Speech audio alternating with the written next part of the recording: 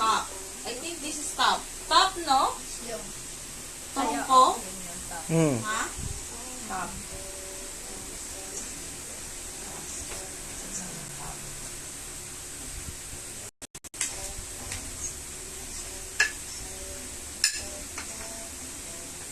Jacket. Duck. Begitu berperan aktif dengan area yang sangat-sangat luas, ternyata masih belum cukup. Nah itu, malah sekarang Above the front. we get to see them like talking and discussing, and to see like their mood. Because we're always talking about strategies and so on and so forth, but their mood, their mental state, how they're feeling, it's important too. It's very, very important. I think we saw this first in MSC just this year earlier, It was right? smaller. It was smaller, but you were able to see it. Yeah. This time it's like a version 2.0 of So the cool. aquarium. It's way bigger now. You guys can see it a bit. Yeah. There you You can go. see like the it coaches there. emote Yeah. when something happens, like oh, The coaches just start like, to yell and "No." stuff, or no, that also happens. The thrill and the agony of Yeah. esports here. You get to see it from the coaching staff. They're no longer back all the way behind. But ladies and gentlemen, what do we have here? We have an arena. We have seats We have seats, that you guys can fill. Come over. but it's almost a full house though. It truly is. And especially up there, man. You can see that there's just so many fans. I can't wait for day number 2, day number 3, when the stakes get even higher. And then we'll definitely be hearing the roar similar to M4. I feel like day 1 has a lot of Just stakes watching too. my live. There's a lot of stakes, or Eterna, but it's can't still like a even play-in do that? stage. You know, they're But still it's- trying to qualify technically for the real playoffs, which is tomorrow. This is day 1. This is like, you made it, you fight for it. But now we're sending 2 teams home. Again. Dell United, it's one last chance for them. They're one game away. They've had God's blessing in the regular season. Somehow, some way, just winning against EFAM both in leg 1 and 2. Yeah. We'll see if it continues here. Oh, wow. Shortest game duration. We still have it. 10:36. Oh, no. MPLP 9:57. I forgot about that game. RSGPH. What Raiders. happened? What happened? 9 minutes? Yeah, I actually watched that game. What happened? They just... They stomped Echo. That's it. They stomped Echo. Yeah, they just outdrafted Echo. After the first Lord, GG's. Or even without Lord. Without Lord, I think. Wait, wait. With Lord. With the first Lord, yeah. With the first Lord. Wow. Have we ever seen a 9-minute game before? I've seen a 6-minute game. No, here at MPLID. Not an MPLID. It was ISF 2023 Vietnam versus Namibia. Namibia 6 lost. minutes? 6 minutes. That was the shortest game I've ever casted. ISF 2022, sorry. Yeah. Wow. Me and Arashi were shook. And I would expect you to be 6 minutes. So back in the day, it was still the old emblem. Balman goes for Demon Slayer, remember? That Balman went for Festival of Blood in the Jungle. So, in conclusion, if I were to just went to the toilet for 3 minutes, The draft was longer. for 7 minutes, if I were in the toilet for 7 minutes, I would just, wow, it's GG's. Yeah. Wow. You'd have missed the game, Donnie. Sure. I want to see that game. You can watch it. Okay, it's I'll watch it's it a after very this. quick watch as well. You can enjoy your time. Boy is certainly enjoying his time, but he feels like he's just so serious. They've been like this the entire series. Chidera is like Except for laughing. Chidera. The only player was Chidera. The only one smiling was Chidera. I love that. Logoisky is super serious in the game. Okay. Boys like this as well. Everyone else is kind of like that actually. I think it's Other than Chidera, that's it. game face on. The game face. So serious. Even for Shako, Dixon, it does feel like they are, pressured for sure here. One more game, they're going to be knocked out of this match, of the playoffs in Season 12. Still an incredible feat, though. Even if they get knocked out, remember, first season playoffs. Rebellion couldn't do it. Geek Fam took a long time to get it. It's very tough to make it to the playoffs in your first season. And how they've gone here so far, that's already a feat that needs to be recognized. And this is the question that I wanted to ask. Go. Does Naval United want to go for first pick? And they do. You're so... Oh, man. Geek Fam's too smart, man. You're tell bad. My hopes were so up. All get right. a 5th game. Diminished. Instantly diminished with that Irithel ban by a Geek Fam. But what is this Steve open? Edith. Baxia, Fredrin, Kaja. No. Kaja is open. Kaja is open. Kaja is finally open after 3 games of it being banned out by Geek Fam. They're forced to an Irithel ban. So does Dewa United want to go for that? Or do they want to prioritize again the gold lane? But at this point, is there a hero that transcends all heroes in the gold lane without the Irithel there? I don't think so. I don't think it's worth a first pick to go for here for Dewa or Geek.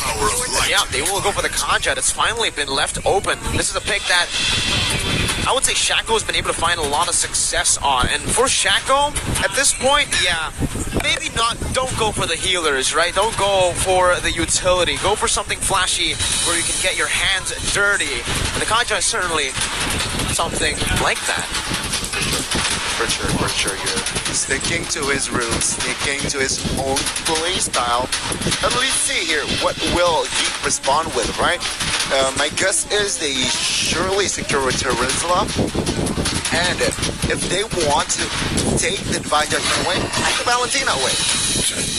Oh, Terizla and the Valentina taking it away from Dixon. It's already a good deny pick, and that Valentina has just been crucial for a boy. If it's not picked here, we will see it contested later on for sure. And now for Dewa, I'm just thinking about it. Against a Terizla, against a Valen, do they want to secure a comfort pick for K's? Like say a Novaria here. Or do they want to just stay in place, go up against the penalty zone with a Eve? Man, that's a tough decision. I smell a Martis. I feel like securing a jungle here to stabilize in that role. Oh, wow. Balance. And a Farsa. With this, they could go for a Martis ban in the second phase. Oh! Quick response. Quick response here. Does this Samus may go to the EXP? I don't think so. Zero chance here for Dewa United to put the Thamus in the XP because I feel like it's going to be just too forced here. Okay. The Terizla will be able to completely just bully this Thamus in lane. That carry pick though, he's very susceptible to a lot of these bullies. But I think Geek Fam will try to get rid of it right now, right here. Brody, yeah, stand out. Needs to take that out with the Iritha and Brody gone now. I think for the carry, she's all good. She just needs someone to combo together with, right? The Kanji's already picked up. So I'm thinking of another single target hero. Franco could work. Something like an Edith as well would be solid. Or if they really want to just counter this back line, they could go for the Kufra to help dive with the Terizla. I like it. I like the Kufra pick. And that's why my guess is Geek Fam, they should secure a hero for the jungle in that second phase first, then last pick their own. Just like what Dewa United did actually with Shaco, but this time they might play with Boloy. So what do you think? Yeah. Anak, Even kumilos if ka. you want to go crazy, it's Tignan mo, oh, possible toyo na that they yan. pick up an Alam mo? Atlas if Dewa United does not pick up an assassin. Wait, Geek pick up an Atlas. Last pick.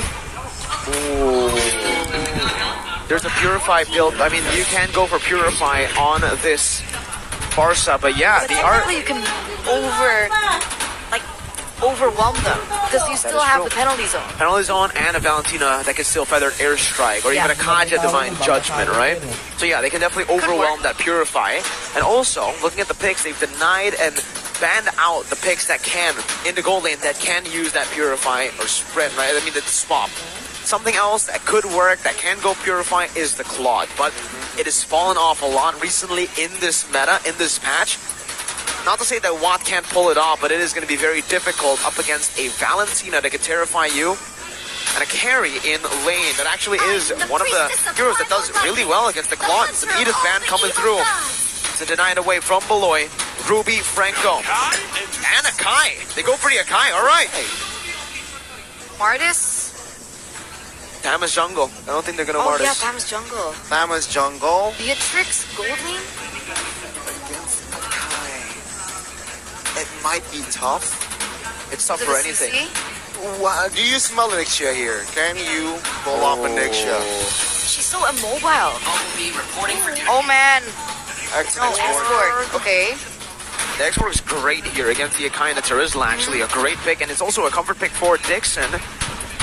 The Claude here would be very risky against the Akai, against so much of CC. I think, yeah, the Ixia is a pick that just makes sense. Again, like, there's no other pick. You go for the Beatrix, you're going to get bullied hard by this kind of composition. You go for the Claude, even harder.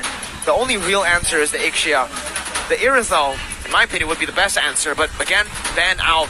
Geek thought about this. They're good.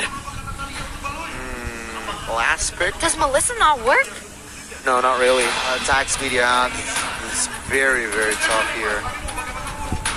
I don't know, man. Ixia feels very vulnerable. Ruby again, The dive. if not Atlas. Yeah, the Atlas would just be amazing here, right? They can just go for some more. Ruby. Oh, wow. All right. It's going to be the Ruby pick. Okay. There you go, ladies and gentlemen.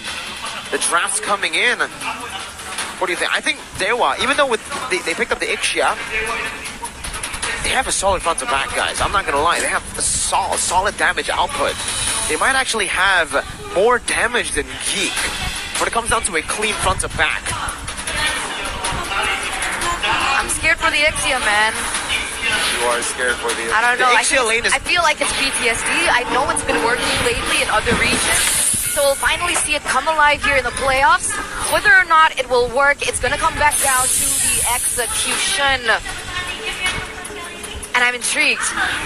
And remember, ladies and gentlemen, we're at match point. Daewoo United lose this match. This game is over for them. Do or die. Match point for Geek Fam.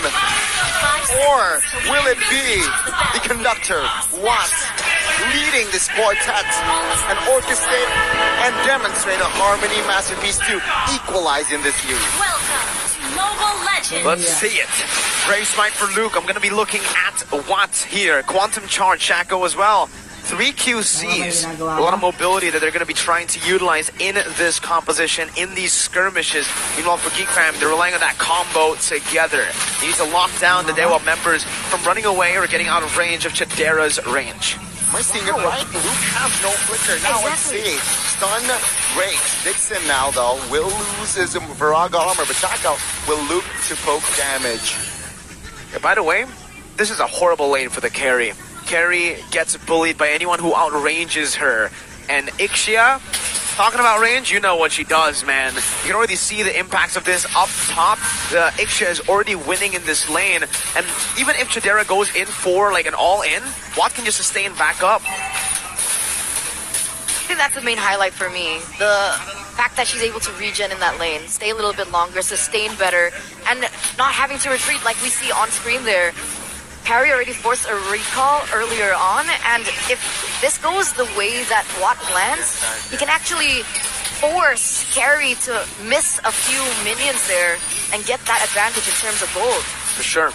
That's a strategy right now for Daewoo United. They need to try to catch this Carry off guard as well. They can utilize the win in range and the win in mobility with the Farsa to rotate up top when they have Feather Airstrike. And that combo will be deadly. Chidera will have to flicker out of that instantly. 7 seconds left for the next neutral objective to spawn. The first neutral objective to spawn. Nile level 4. Lanai is also level 4, so it is a 50-50. Daewoo United looking to get a little bit more of an advantage in this bottom lane. But so far, it feels like Geek Fam better set up this top row. Let's see, the stun and the Feather Airstrike will force a boy to use that flicker. But take a look at here, Nile will receive damage, will poke damage as well. Lanayada will focus himself on towards the turtle. Good flicker by Dixon. Geek looking for an engage. Seems like Daewoo United, this time they will have no business. Technically, they still have Shaco. That's a divine judgment they can utilize to try to lock Nile down. The Geek Fam has a lot to say with that. Oh, good. Engage here as they look at Cage. Wings by wings cancelled out. Nile finds the first blood. Shaco pulling Luke and to the fray as Luke will fall. Good trade here, but Cage is still more impactful if you compare it to Luke. Now, let's see. Avoid Beloyski. Pokes Beloyski quite low. Dixon pops the last insanity. There's not enough damage just yet, but there you go. He finally finds the kill. Wow, alright. Dell United getting 2 and straight for 1. They have a